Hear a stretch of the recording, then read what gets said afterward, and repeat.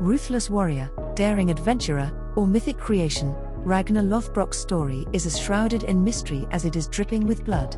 But what specific deeds etched his name into eternity?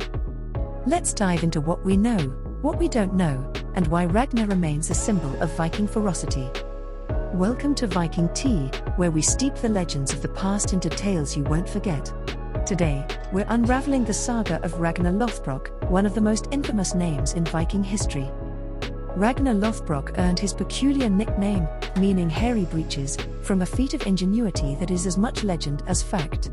The sagas tell us Ragnar slayed a giant serpent to win the hand of his second wife, Thora. But he didn't charge in recklessly. Instead, he crafted trousers from animal hide, coated them in pitch, and hardened them with sand to shield himself from the snake's venom. This combination of cunning and courage became Ragnar's hallmark. He wasn't just a warrior, he was a tactician, a man who won battles with both brain and brawn. Ragnar's most famous exploits are his raids, particularly his relentless attacks on England and France. He was a master of the hit-and-run strategy that made Vikings a terror across Europe. One of his first recorded raids was on the English coast in the early 9th century, when he and his warriors plundered monasteries, sacred sites brimming with wealth and poorly defended by terrified monks. These raids weren't just about riches, they sent a clear message to the Christian world: no place was safe from Viking ambition. But Ragnar's crowning achievement came in 845 when he turned his sights on Paris.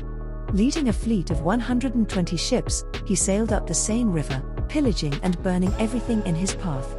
The city of Paris fell under siege, and the Frankish king Charles the Bald had no choice but to pay an enormous ransom of 7,000 pounds of silver, a king's ransom to spare his city further destruction. This bold attack cemented Ragnar's reputation as a Viking leader who could hold even the greatest kingdoms hostage. Ragnar wasn't just a raider, he was a visionary who saw the vast potential of Viking naval power. His fleets didn't simply loot, they explored, tested new waters, and pushed the boundaries of what the Norse world could achieve. He is credited with early raids that opened the door for later Viking settlements in England and Ireland. Ragnar's campaigns were the sparks that lit the fire of Viking expansion, paving the way for his sons to create even greater conquests. Behind Ragnar's military successes was his ability to forge alliances and break them when it suited his purposes. His marriages alone reveal his shrewdness. His first wife, Lagertha, was a fierce shield maiden who fought beside him in battles, giving him a trusted ally. But his later marriage to Auslug, the daughter of Sigurd the Dragon Slayer, brought Ragnar mythical prestige. Auslug bore him sons who would become legends in their own right, including Bjorn Ironside, who led campaigns deep into the Mediterranean, Ivar the Boneless, infamous for his cruelty and cunning, and Sigurd Snake in the Eye, whose lineage tied Ragnar's blood to royal courts. These sons carried Ragnar's name across Europe, leaving devastation, and his legend, in their wake. No saga is complete without a dramatic end, and Ragnar's is one of the most gruesome and iconic. According to legend, Ragnar was captured by King Ælla of Northumbria during yet another raid on English soil. Rather than executing Ragnar quickly, Ælla condemned him to die in a pit of venomous snakes. As the snakes closed in, Ragnar is said to have uttered defiant words about his sons avenging his death: how the little piglets will grunt when they hear how the old boar suffered. This chilling prophecy supposedly rallied his sons, who launched the Great Heathen Army, a massive Viking force, to avenge Ragnar and lay waste to England. But did it really happen?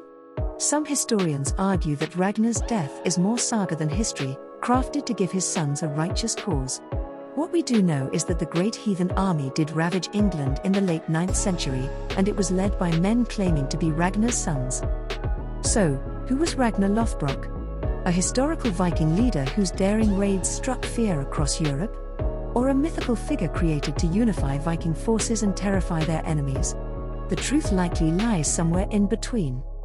The sagas offer a tantalizing glimpse of Ragnar's deeds, but they also blur the lines between fact and fiction.